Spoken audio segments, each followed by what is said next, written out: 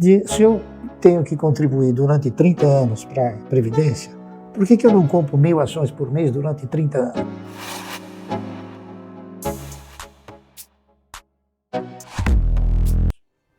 Muitos falaram, você está visionário.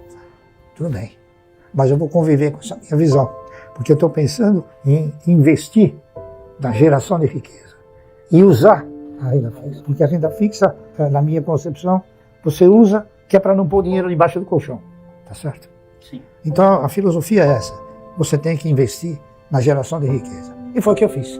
Para investir na geração de riqueza, você vai comprar o quê? Você vai comprar projetos, você vai analisar projetos de empresas que tenham, assim, estruturas futuristas, empresas que tenham perenidade na economia, empresas que consigam manter uma sustentabilidade dessa perenidade na economia e que possam, evidentemente, gerar riqueza, fazer essa riqueza circular e distribuir essa riqueza. Foi o que eu pensei. E foi o que eu fiz. Então eu fiz uma análise muito criteriosa das ações que talvez pudessem me retribuir através dessa carteira de renda mensal. A ação que resultou no melhor papel na época, em 1970, era a ação de uma empresa chamada Anderson Clayton. A Anderson Clayton era uma empresa do setor de alimentos industrializados, fazia Claybon, margarina, óleo, enfim. E ela custava 50 centavos. E ela pagava um dividendo de R$1. Então o que acontecia? Com R$1 você comprava 2 ações da Anderson Clayton. Então ao invés de você ganhar R$1, você ganhava 2. Tá certo? Procurei fazer a coisa de uma forma assim, bastante inteligente. Só que eu fiz esse trabalho, propondo comprar 1.000 ações da Anderson Clayton durante 30 anos. E esse trabalho se chamava Ação e Alimento, 2 bases de desenvolvimento. Aí esse trabalho eu encaminhei para o doutor Guilherme de Jesus Falamina, que ele era vice-presidente da Anderson Clayton, e ele mandou me chamar. Ô Marcelo, você é um gênio. Eu falei, que gênio? Você fez uma coisa que nunca nem eu vi, não deu experiência de mercado, não sei o quê. Só que ele falou o seguinte, ô Marcelo, esse trabalho aqui não vai dar certo. Eu falei, por que, doutor Guilherme? Aí ele chegou para mim e disse assim, você sabe quem é o dono da Anderson Clayton? Eu falei, não. Ele falou, os donos da Anderson Clayton são 2 velhinhas de 80 anos, elas são americanas, que elas herdaram.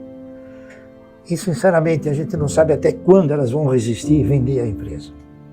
Dito e feito. Uns 5, 6 anos depois, a Unilever comprou a Anderson Clayton.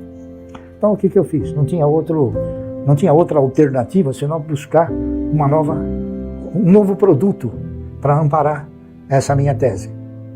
Aí então, o segundo papel que mais se aproximava de manter esse critério, porque aí eu já adicionei o critério que a empresa tinha que ter 30 anos, tá certo? No primeiro caso eu não adicionei. Então eu fui para uma empresa que chamava Centrais Elétricas de São Paulo, CESP. A CESP gerava, transmitia, distribuía energia. A CESP era uma empresa que tinha ações ordinárias e preferenciais. A CESP tinha no seu estatuto um dispositivo que obrigava a empresa a pagar um dividendo mínimo prioritário e obrigatório de 10% sobre o valor nominal 1, da época tinha valor nominal 1. Então eu achei interessantíssimo, porque naquela ocasião ainda era possível a cada ano as empresas corrigirem o seu ativo mobilizado, e com essa correção do ativo mobilizado, como a empresa tinha valor nominal, cada vez que ela aumentava o capital, ela era obrigada a aumentar a quantidade de ações. Muito bem. Então eu comecei a comprar ações da CESP. Fiz o trabalho. Estou com o trabalho aí, se você quiser ver. Claro que quero. Então o que aconteceu? Eu projetei esse trabalho, elaborei, pus 1 por 1, 1.000 ações por mês, como é que faz, como é que não faz, detalhei, pormenorizei. E como eu era um economista novo, etc., querendo sempre com aquela ideia de evoluir, eu me associei à Ordem dos Economistas. Então tinha um grande amigo, Vitor Rabi, ainda é vivo, ele era diretor da Ordem. E na ordem tinha muitos economistas que trabalhavam na CESP. Um deles, chamado Edgar Baron, eles viram o trabalho e falaram: Barça, eu vou levar esse trabalho lá para a CESP, que a CESP tinha aberto o capital. Sim. Aí levou o trabalho, então o professor Garcês, que tinha sido governador de São Paulo, mandou me chamar. Ele e o diretor financeiro, que era um tal de Moacir Teixeira, um cara inteligentíssimo. Cheguei lá, no salão, sou Barça, é o seguinte, a gente olhou esse trabalho aqui, nós vamos comprar esse trabalho. Eu falei: olha, sinceramente, eu não fiz o trabalho para vender. Eu fiz o trabalho porque é uma inspiração minha. Eu fiz o trabalho para mim e para tentar mostrar para os outros, para ver se realmente um dia ele vai funcionar, porque eu não sabia se ia funcionar, não é? Entendeu? Não, mas esse trabalho está ótimo, está não sei o quê, está projetivo, está, enfim, nós vamos comprar o trabalho. Vamos comprar. Eu falei: olha, para que o senhor quer o trabalho? Porque nós vamos mandar publicar. Eu falei: então, não precisa entregar nada. Ele falou: poxa, eu vou fazer o seguinte, eu vou mandar publicar e vou botar seu nome. A CESP nunca fez isso. Eu falei: eu fico feliz, né? E ele fez o trabalho e botou no meu nome. Caramba. E agora, outra particularidade. Eu tinha esperança, mas não segurança, que uma carteira de renda mensal pudesse dar resultado, não é isso? Porque é difícil você prever uma coisa tão importante, tão significativa, da época. Hoje não, mas da época sim. Então eu fui pensando, que título que eu vou colocar nesse trabalho. Se eu tinha tanta confiança nos projetos, e você não compra projeto, isso, diretamente. Você compra projeto indiretamente, porque você compra as suas ações. Então eu me permiti interpretar o seguinte: se eu tenho confiança que este projeto vai me proporcionar uma renda mensal, então eu vou colocar que essas ações vão garantir o meu futuro. Então eu coloquei: ações garantem o futuro. Que já explica muita coisa, né? Que já dizia tudo de mim. É verdade. Tá entendendo? É verdade. Ações garantem o futuro.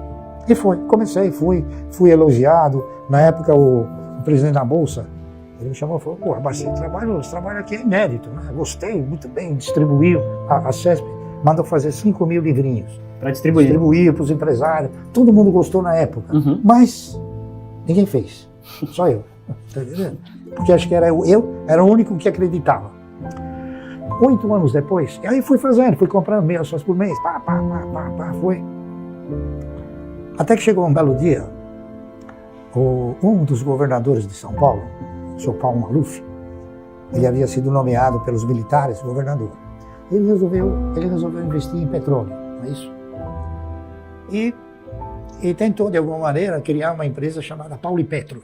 Só que não houve possibilidade, o pessoal não quis, a Petrobras não quis. Então o que ele fez? Ele mudou o nome da CESP. Ao invés de Companhia Centrais Elétricas, que era só energia elétrica, ele mudou para a Companhia Energética de São Paulo para poder encaixar a exploração de petróleo dentro da CESP. Com isso, as ações da CESP subiram num preço que nunca havia acontecido. Foram para 1,80, 1,90. Eu interpretei que naquele preço haviam opções melhores no mercado, né? Muito melhores, que pagavam dividendos também regularmente e contemplavam os acionistas de uma forma mais veemente. Então, como o meu projeto era montar uma carteira de renda mensal mais pródiga possível, então eu comecei a alterar algumas posturas. Aí eu vendi as ações da CESP, comprei ações de uma empresa chamada BRI, Banco Real de Investimento, CRI, Companhia Real de Investimento, Banco Noroeste, Banco Bandeirantes do Comércio, que eram tudo empresas que pagavam dividendo mínimo prioritário e obrigatório. Tá certo? E a carteira foi evoluindo. Passados 8 anos, tinha um jornal chamado Diário do Comércio. Tinha um outro também chamado Gazeta Mercantil. Ele veio falar comigo e falou: Soares, eu vi aquele trabalho que o senhor fez há um tempo atrás, e daí? Tá indo bem, o trabalho ele está estático, eu que estou indo bem, eu falei, né? Ele falou: mas o senhor já está aposentado? Eu falei: estou. Dentro de determinados padrões eu estou aposentado. Ou seja, eu não precisava mais trabalhar. Tá certo? O produto do investimento já me concedia essa carteira de renda mensal. Então nós fizemos uma entrevista lá e ele falou: eu posso pegar um outro para fazer? Eu falei: tá bom. Aí ele pegou um cidadão que era diretor da corretora você vê, acabou virando um grande amigo meu. Então ele falava sobre a renda fixa e eu sobre as aplicações de renda variável, né? Sim. E ficamos conversando, pá. E eu falei tudo aquilo, eu falei, ó, eu já tenho um nível de receita que me permite parar de trabalhar. Agora, eu tenho alguma dúvida, se eu parar com o projeto, ele evolui. A gente não sabe, porque são coisas que você tem que administrar na vivência, né? E realmente, aí ele falou, porque a renda fixa, não sei o que, eu falei, olha, eu vou falar uma coisa para você. Eu falei, olha, a carteira que eu tenho, você conhece aquela história, até brinquei com ele, você conhece aquela história do camarada que tinha uma loja enorme? Aí o filho dele chegou para ele e falou, pai, nós temos que fazer um levantamento para ver quanto é que isso aqui custou, quanto vale, né? Aí o pai chegou para o filho e falou, olha, tira uma gravata, o resto é lucro. Tá entendendo? Aí eu disse para ele o seguinte, eu reinvesti tudo o que a empresa me pagou, então não saiu do meu bolso. A empresa ajudou a fazer essa carteira. Sim. Tá entendendo? Então você tira a gravata, brinquei com ele, né? Tomás Tosta de Sá, é o presidente, lembrei. Acabamos ficando amigos, claro, né? Sim. Mas e foi assim. Então, eu já estava aposentado e continuei fazendo, né? Veja o que eu vou falar para você. Houveram alguns tropeços, por exemplo. Comigo também aconteceu uma coisa interessantíssima que até eu vou citar. Não me lembro também o ano, mas foi na década de 70. Eu sempre fui uma pessoa que lia o estatuto, leio as atas, leio o jornal todo dia, não o título, mas o seu conteúdo. Isso é mais importante do que parece, né, Márcio? É mais importante do que se imagina. Exatamente. O imaginário é uma coisa que ela não é fértil. Exatamente. Então, o que aconteceu? Eu estava lendo eu vi a primeira notícia. Banco Econômico chama uma subscrição a R$ 1,50. Né? Falei, pô, o papel custava 50 centavos. E, pô, o cara vai chamar uma subscrição para arrecadar recursos, para pôr no caixa, para pedir R$ 1,50 para todo mundo. E o papel na bolsa custa 50 centavos, o cara tá louco. Aliado. Aí eu falei, pô, tem um detalhe aqui. Era R$ 1,50 para pagar em 12 vezes, sem juros, sem correção. Naquela época a correção do nobre distinto Maílson da Nobre era 60% ao dia. Tá entendendo? Eu falei, bom, isso aqui tem alguma coisa que está errada aqui, eu não sei o que é, mas vou ter que descobrir. E de repente deu um estalo. Eu falei, bom, o cara ele vai chamar a subscrição, ele paga 10% e depois ele dá um dividendo. Foi o que aconteceu. Eu cheguei no departamento de ações do Banco Econômico, que era onde é a bolsa hoje, né? Tem aquele portal que tem aquelas moedas grandes, era lá. Eu não tenho ações do Banco Econômico, né? Mas gostaria de ter. Dá para subscrever? Ele falou, dá. Quanto o senhor quer? Ninguém vai subscrever. O cara mesmo falou para mim. Vai sobrar muito. Eu falei, poxa, pode ser 5 milhões de ações? O cara quase caiu da cadeira. Né? Basicamente você na subscrição. Ele falou, o senhor não pode sair daqui. Se você quer 5 milhões de ações, subscrevi 5 milhões de ações lá. Paguei os 10%. Ficou de graça. Sabe por quê? Porque era uma grande jogada do controlador. O controlador fez isso para ninguém fazer. Sobrou tudo para ele. Aí ele começou a dar uns dividendos altos, o dividendo pagou a subscrição. Entendeu? Nossa, mas não, ótimo. Ainda sobrava. Ainda sobrava grana. Não, então eu acabei ficando sócio do Ângelo Calmonte Sá. E é isso aí. E sabe, são coisas que não é nada depreciativo. O empresário, ele tem o direito de fazer o que ele quiser. Só que você também tem o direito de descobrir o que ele conseguir, né? Mas você precisa detalhar. Você tem que estar atento, tem que ler. Não, tem bastante coisa do que você falou que acho que dá pra gente ficar aqui conversando durante um bom tempo. Mas teve uma coisa específica que me chamou muito a atenção e que é o processo de aprendizagem. Teve um determinado momento na sua fala que você começou de uma maneira e aí quando você foi fazer um segundo investimento você falou, pô, pera lá, deixa eu melhorar o meu processo de investimento. Claro. E aí até passando a bola um pouco para a Luíse, porque muito do processo de investimento hoje, principalmente dessa carteira previdenciária, passa desses seus aprendizados e passa pela maneira que a Luíse conseguiu explicar e processualizar essa maneira. Como é que vocês fazem hoje, Luiz? O que vocês preferem? Falar, eu gostaria só de concluir. Claro. Eu em 1970 e 71, edifiquei, construí, pavimentei essa carteira chamada Carteira de Renda Mensal. Ao projeto eu dei o nome de Ações Garante o Futuro, não é isso? E foi. Hoje, eu modificaria o nome do projeto. Por quê?